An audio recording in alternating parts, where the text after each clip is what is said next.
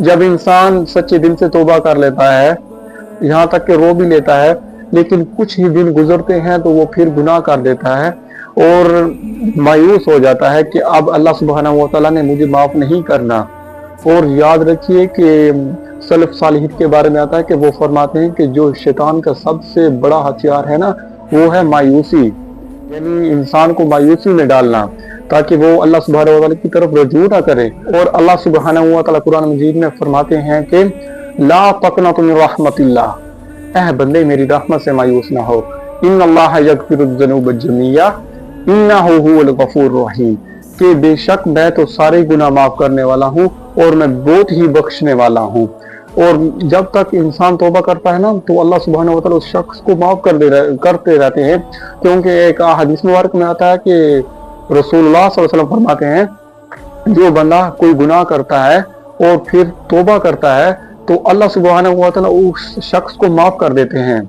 यहाँ तक कि कोई इंसान बार बार गुनाह ही क्यों ना करे, अल्लाह सुब्हानहू व तआला उस शख्स को हर बार माफ़ कर देते हैं जब तक वो तौबा करता रहता है। और याद रखिए मायूस नहीं होना, यानी ये नहीं सोचना कि अब अल्लाह सुब्हानहू व तआला मुझे माफ़ नहीं करेंगे। सच्चे दिल से तौबा करनी है, नदामत दिल में पैदा करनी है, क्योंकि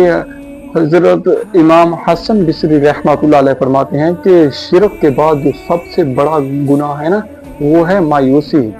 यानी अल्लाह सुब्हानहू व तआला की रहमत से मायूस हो जाना। और ये कुरान की भी आयत के मुखालिफ है कि इंसान मायूस हो जाए। रसूलुल्लाह सल्लल्लाहु अलैहि वसल्लम फरमाते हैं कि हर आदम की औलाद खताकार है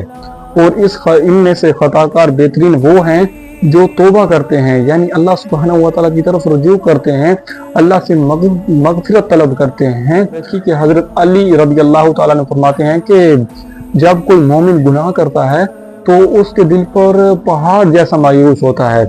यानी जब वो कोई गुनाह कर लेता है तो उससे मायूस होता है कि मुझ पर कोई पहाड़ गिर गया है, अब वो उसमें दब गया है, वो सांस नहीं ले रहा। जब तक वो तौबा नहीं करेगा उसको सुकून नहीं मिलेगा। वो जब तक तौबा करता रहेगा अल्लाह सुब्हानहू व तआला उसे माफ़ करते रहेंगे। और फिर आगे फरमाते हैं कि जो मुनाफिक है ना, जब वो गुनाह भी कर लेता है तो उसकी मिसाल ऐसे जैसे एक मक्खी बैठी उसके नाक पर, तो वो ना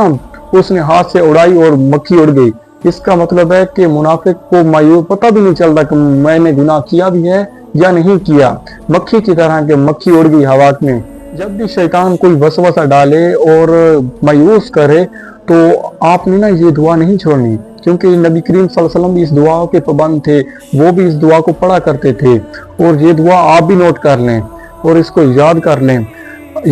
दिस दुआ विल हेल्प यू इंशाअल्लाह। अल्लाहुम्मा इन्नी अऊज़ु बिका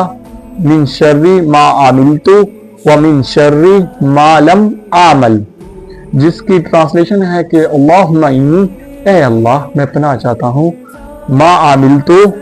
उस अमल से जो मैंने किया, व मिन शर्रि और मैं पनाह मांगता हूँ, मा लम आमल जो मैंने अभी तक नहीं किया उससे भी मैं पनाह मांगता हूँ। ये दुआ माजी के लिए भी है और फ्यूचर के लिए भी, यानी ए अल्लाह मैं पनाह मांगता हूँ जो मैंने